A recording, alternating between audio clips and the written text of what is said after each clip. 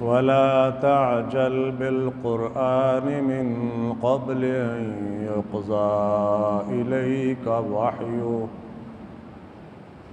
وقل رب زدني علما. وقال النبي صلى الله عليه وآله وسلم من سلك طريقا يلتمس فيه علما سهل الله له به طريقا إلى الجنة. قرآن مجید میں علم اور علم والوں کی فضیلت کے بارے میں بہت سی آیات موجود ہیں۔ توحید الوہیت کی گواہی میں اللہ نے اپنی گواہی اور فرشتوں کی گواہی کے ساتھ علماء کی گواہی کا ذکر کیا ہے، جس سے اہل علم کی فضیلت نمایاں ہوتی ہے۔ پہلی وحی کا آغاز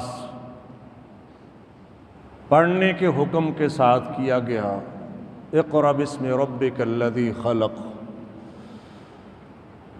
اور کس علم کے پڑھنے کی بات کی گئی اس کا بھی اندازہ اس وحی سے ہوتا ہے۔ اللہ تعالیٰ نے فرمایا قرآن مجید کے بارے میں کہ یہ واضح نشانیاں ہیں جو اہل علم کے سینوں میں محفوظ ہیں۔ پھر اللہ تعالیٰ نے اپنے پیغمبر سے فرمایا کہ آپ کہیے، دعا کیجئے، رب زدنی علما، اے میرے رب میرے علم میں اضافہ فرمائیے۔ تو اس سے علم کی فضیلت کا اندازہ ہوتا ہے۔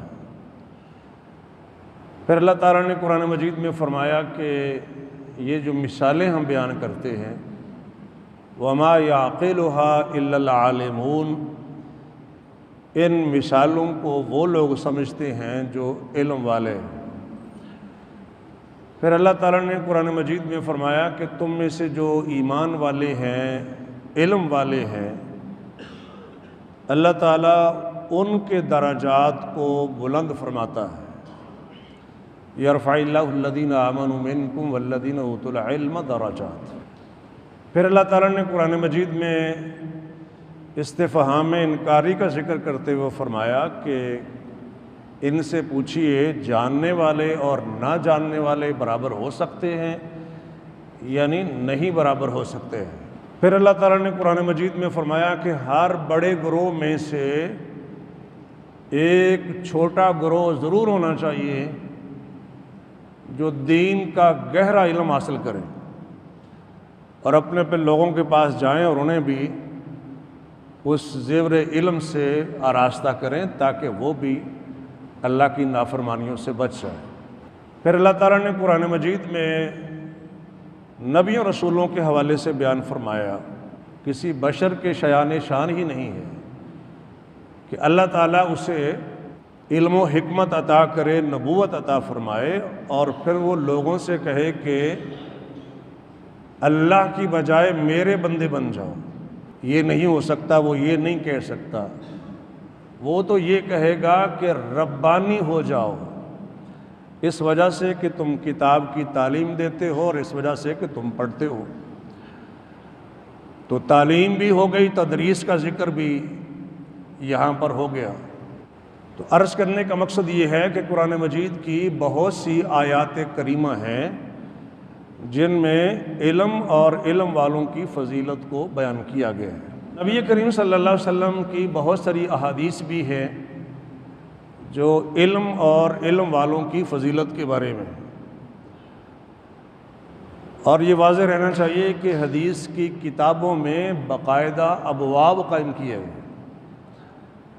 مثلا حدیث کی مشہور ترین کتاب صحیح بخاری ہے، تو وحی کا بیان ہے، اور اس کے بعد کتاب الایمان، اور اس کے بعد ہے کتاب العلم، یعنی تیسرا بڑا چیپٹر صحیح بخاری میں جس کے لفظ کتاب استعمال کیا گیا وہ کتاب العلم ہے۔ تو ایک ایک کتاب میں سینکڑوں حدیث ہیں جو علم اور علم والوں کی فضیلت کے بارے میں ہیں۔ کتاب العلم صحیح بخاری میں ایک حدیث یہ ہے، من یرد اللہ بہ خیرا یفقہہ فی الدین، اللہ جس کے ساتھ خیر کا ارادہ کرتے ہیں اس کو دین کی سمجھ عطا فرماتے ہیں۔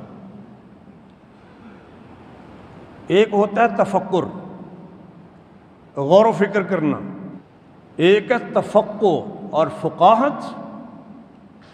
سرسری غور و فکر کا نام فقاہت نہیں ہوتا، یفقہ فی الدین، یعنی اللہ تعالیٰ اس کو دین کا گہرا علم عطا فرماتے ہیں، یعنی علم کے اندر اسے رسوخ حاصل ہوتا ہے، علم کے اندر پختگی حاصل ہوتی ہے۔